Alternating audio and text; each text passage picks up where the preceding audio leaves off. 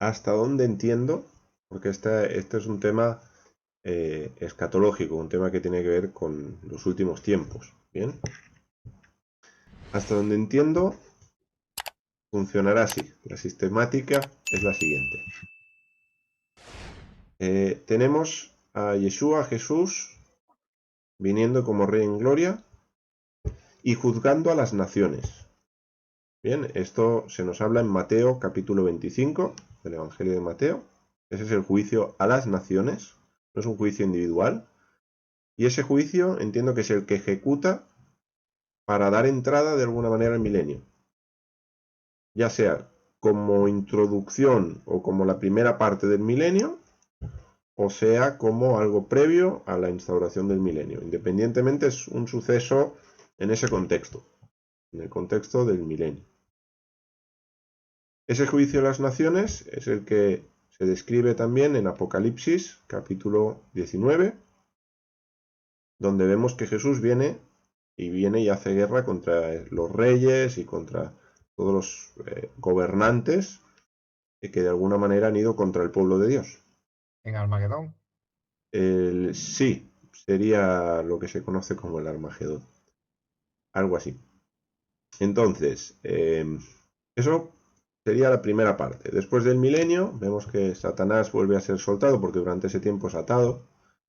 Entonces, según Apocalipsis lo describe, vuelve a ser soltado, engaña, porque ahí sigue habiendo gente que de alguna manera, es decir, no ha sido destruida en el juicio a las naciones, pero que tampoco era creyente o seguidora de Yeshua, es decir, hay una mezcla de personas ahí, ¿vale? No es una uniformidad, aunque todos van a estar bajo el gobierno de Jesús como Mesías, ¿bien?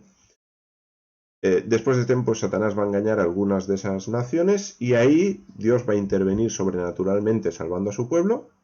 Y después de ese evento, si tenemos y aceptamos el orden que tenemos en Apocalipsis como cronológico, después de ese momento lo que tenemos es el juicio del gran trono blanco que se llama, ¿por qué? Porque esto está ya en Apocalipsis 20, o si mal no recuerdo, déjame mirar la cita, pero no sé si es del 19 o el 20, siempre confundo estos últimos capítulos. Sí, en el 20, efectivamente, y el milenio también en el 20, estamos 19-20, nos estamos moviendo ahí.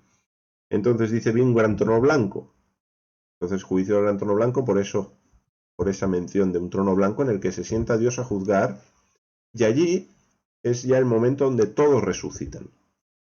¿Sí? Aparentemente no todos resucitan en el milenio, no está todo el mundo vivo en el milenio. Hay gente que todavía sigue muerta durante el milenio, y después es cuando todos resucitan, y esto lo digo por las citas que tenemos en el versículo 12, que Apocalipsis 20:12 dice, vi a los muertos grandes y pequeños de ante Dios, los libros fueron abiertos y otro libro fue abierto, el cual es el libro de la vida. Y fueron juzgados los muertos por las cosas que estaban escritos en los libros, según sus obras. ¿Vale? Por lo tanto, hay como una especie de libros de contabilidad, donde se ha ido anotando, se ha ido registrando los actos de cada persona. Entonces, conforme a lo que consta en esos libros, así son juzgados las personas en ese día. Y dice que el que no se halló es inscrito en el libro de la vida, es decir, aquel cuyo nombre no está en este libro, dice que fue lanzado al lago de fuego, juntamente con la muerte, con el Hades, con Satanás, con todo. Ahí van, ese es el destino. Es algo diferente a la nomenclatura de infierno que tenemos en los evangelios. ¿Vale? Infierno es el valle de Geinom, era el vertedero, pero que sí hay un juicio que es el lago de fuego. ¿Vale? Entonces, más o menos, esta sería la sistemática.